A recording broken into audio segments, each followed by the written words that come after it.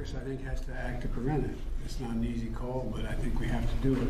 The economy is at risk. There are a substantial number of people on the Republican side who feel like we need to stand with the workers and stay out of it. Leader McConnell and I agreed we'd try to get it done ASAP. Lawmakers under mounting pressure to pass legislation to head off a potential rail strike that could cripple the economy. I want to bring in Tony Cardwell. He's president of Brotherhood of Maintenance Way Employees, and it's great to have you. Could you explain for people listening at home that might not understand how the scheduling works for a rail worker, how it is tough on families of rail workers because their schedules can sometimes be unpredictable, and what the paid sick leave issue is all about? Sure. Thanks for having me on, Dana. Yeah, the railroads have cut to bare bones under an operating system that they have called PSR, and the members have been reduced significantly. So their workers, they have much fewer, and they're operating with the same type of rail traffic. So in other words, we have a lot of employees doing a lot more work. And so this is causing a problem with time that they need with their families, or if they do fall ill, they're being forced to come into work.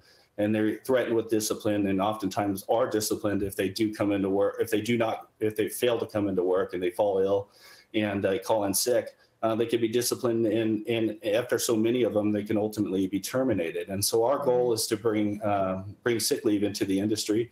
We've been fighting for it for about 55 years, and we believe that it needs to be part of the agreement this round. And the railroads are not bargaining any sick leave days. Right now, our employees, the members, have 0 sick leave days. And so the fight's on right now in the House, as you guys know, and the Senate, and we're hopeful that they'll stand with the workers and give us the sick leave days that we're asking for. Bernie Sanders says any legislation averting a strike has to guarantee sick leave for workers. And Senator Cornyn has told reporters that he thinks there could be substantial Republican support for a Bernie Sanders amendment there. So on the politics of this, or, well, let me just ask you, you don't have to talk about the politics. On the merits, would the Bernie Sanders amendment get you what you need in order to help avoid a rail strike? Absolutely. The Bernie Sanders amendment is exactly what we need. It's 7 sick leave days, and we believe that's fair.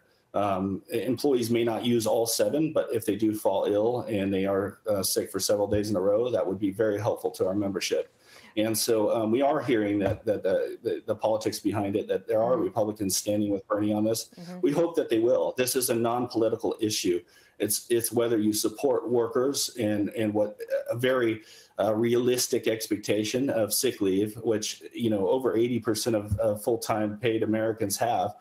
There's no reason why they shouldn't have it in this industry. And Dana, particularly because we are allegedly so vital to the economy and we're so important that they won't even allow us to go out on strike. There's no reason why our members shouldn't have sick leave.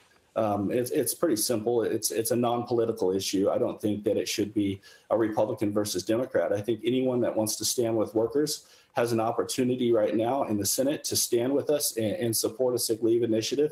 The initiative is coming forward by Bernie, and we appreciate Bernie stepping forward and putting the amendment, and we hope that we get support for it in the Senate. One just last quick question. What percentage do you put it at in terms of the chances of a rail strike at this point today?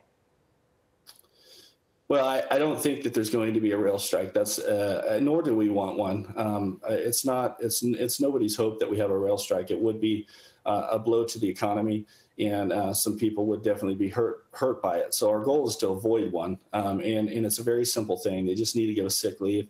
The railroads, it's a fraction of cost to them. It's pennies of the money that they make and the profits that they have. It's literally 1 penny on every dollar.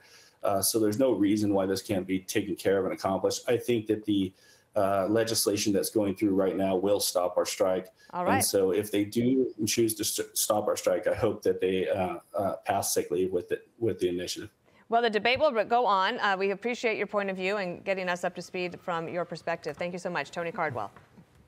I'm Steve Ducey. I'm Brian Kilmeade. And I'm Ainsley Earhart. And click here to subscribe to the Fox News YouTube page to catch our hottest interviews and most compelling analysis.